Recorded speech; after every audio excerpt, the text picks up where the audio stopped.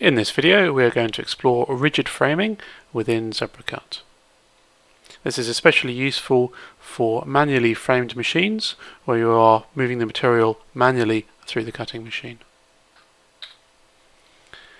I have here a number of parts which I wish to cut, and you can see they are larger than my machine.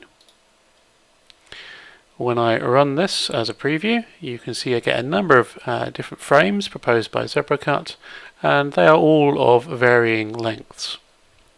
This presents a challenge for the machine operator who has to pull various amounts of material through the machine throughout the job.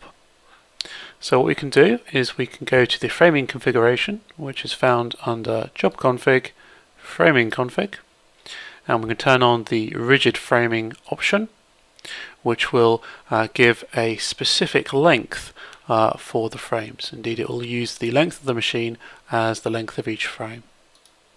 If I run that now, you'll see every frame is the same length. Of course, this leads to the downside of having more cuts for more breaks in your parts. You see this rectangle is now spread over 3 different frames, and these circles are now broken across a frame boundary as well. So there are always costs to this, but it certainly makes for easier operation by the operator.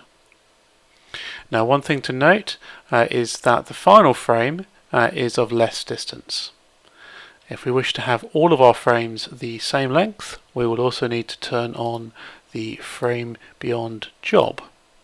Let us run that now, and you'll see that the final frame is also the same length. Now that is obviously desirable to keep everything the same. However, it does mean, for example, if you have a roll of material, that you're pulling more material off of the roll than you would otherwise need to. So there's always a trade-off here, but we want to give you the most options so that you can configure the workflow which works best for you and your machine.